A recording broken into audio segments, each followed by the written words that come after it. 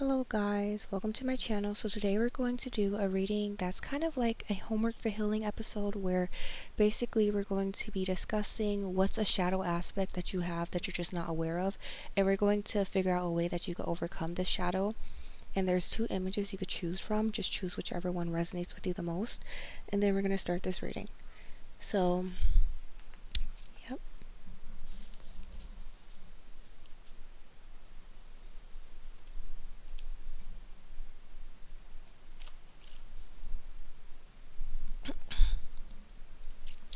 Okay, pile number one. The thing is that I already recorded your reading. However, I realized that my mic wasn't even on, so the audio didn't go through. So I'm going to do it over for you guys. I'm going to just read the cards that did come out for you. So basically you got, you attract my type, new partner, moving differently, I want you back, I am a colorist, you didn't do anything wrong, someone close to me is interested in you, my partner wants you, I didn't expect you to walk away, I am obsessed with outdoing you, you're my type, I want to steal you from them. So what I'm getting is that basically you could find yourself either attracting third party situations or putting yourself into third party situations. Like this could be, let's say there's someone that's in a relationship and you're attracted to this person, so you actively go towards that person, or in your own relationship you just kind of like create third party situations, or you just see yourself as maybe like the toxic person, but you're not really aware of this. You could have possibly like the grass is greener syndrome, and then you move on to people quickly. You probably put people through things in love, and you kind of like act surprised when they kind of walked away. But it's kind of because, as I said, you're not aware of certain things that you're doing, and this could be like subconscious behavior that is just happening. And I'm also getting like possibly there could be with the I'm obsessed with outdoing you and I want to steal your partner. You could kind of be like very competitive when it comes to the people who are your sexual competition. Like if you're a woman and you like men, and you'll be in competition with anyone who's like attracted to men for male attention. And this could be like very very like you could be cutthroat when it comes to it, but you're just not really aware. Like let's say that there's like if you see a woman on your if you're in like an area and another woman is around, you could possibly just be like really rude to her, passive aggressive towards her, do little things because you're kind of jealous of her in a way, and you're just constantly living from a place of um I need to look the best, I need to be the best in order to get the most male attention, and anything that um goes against that, or that intimidates anything that what's the word?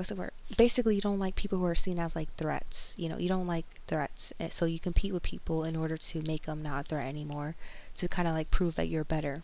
And you can also do this by, let's say, trying to go after people's partners or people who other people are interested in. Um, Even if you're not completely aware of it, it could be manifesting in your life just in a weird way. But I'm also getting you could possibly deal with internalized colorism or external colorism. So you could either be a person who was like dark skin and you're kind of like you hate your skin color, you don't really like it, or you can only date people who are a lighter skin hue because you don't like your own skin color.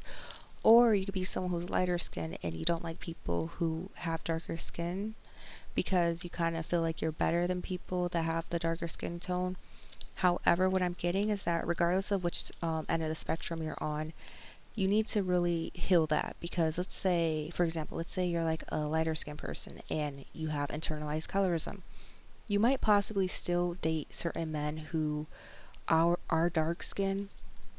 However, their self-hatred will kind of like, I don't know, if you attract a person who has like a certain hatred for a certain skin tone, it kind of like what's the word? It says a lot about their character. That's kind of like a low vibrational way of being, and you're kind of inviting more low vibrational situations into your life, whether this person be someone who is kind of like not really faithful because they already have like a mindset that's super in the matrix, super low vibrational. So who's to say they don't have other beliefs that are super low vibrational as well, just not about colorism.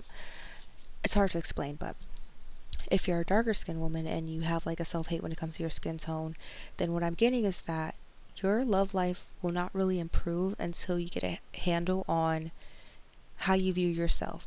Whether it be you dating certain people so that because you just hate yourself, if you don't really deal with that, then it's going to become a bigger issue and you're going to stay in this stagnant love toxic cycle situation where you're attracting partners who kind of reflect to your insecurities.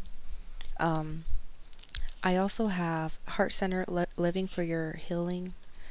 Heart-centered living.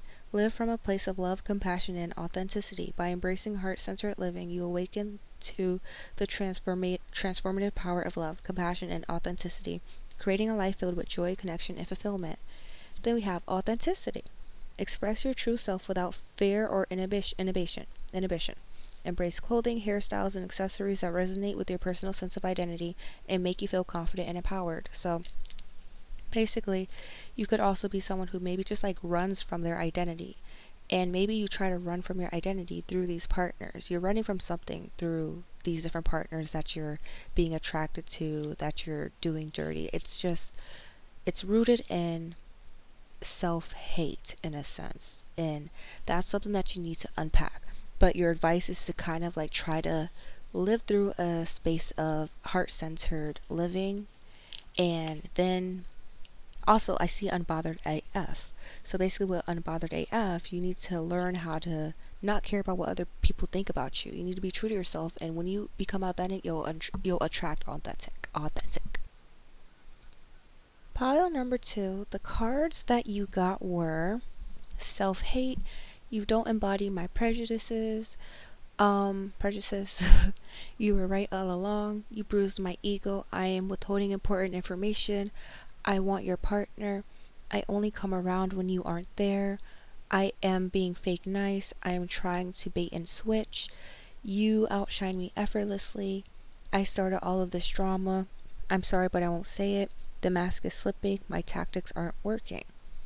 So what I'm getting is that, you know how they have that audio where it's like, oh my gosh, am I the drama or whatever? What I'm getting is that you actually are the drama. Um, I'm getting that basically you could be someone who's like maybe judgmental of others. You could be super egotistical.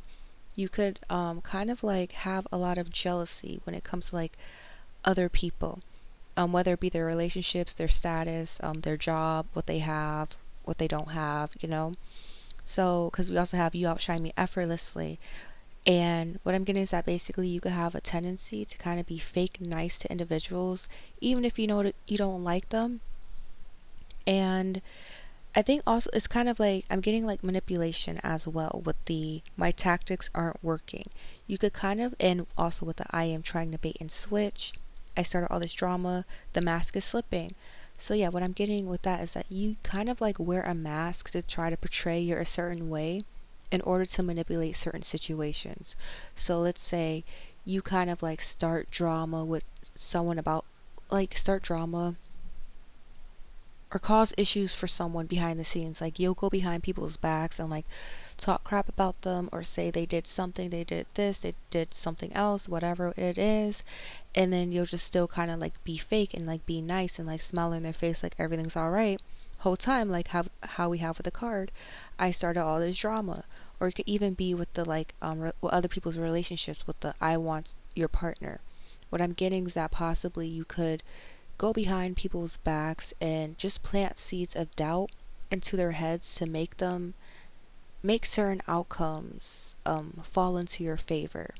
Like if it's a relationship with the I want your partner, let's say maybe you kind of like end up telling one person, oh, I heard this other person said da da da about you. Or it could be possibly like, let's say somebody comes to you and you're somebody's friend and they say, oh, I like your friend, they're kind of cute, can I basically talk to them? I don't know. You could probably just like ignore that person instead of like hooking them up together out of jealousy. With especially with the I am withholding important information, you kind of withhold important information from others to sabotage them. You don't tell them things, and it's all rooted in jealousy and competition. I'm also getting that you could possibly deal with self hatred, um, Whatever, however it resonates with you. You also have like a huge ego with the you bruised my ego. You could be like very sensitive, and it's because you're super egotistical when it comes to certain things, and you're just not really aware of this.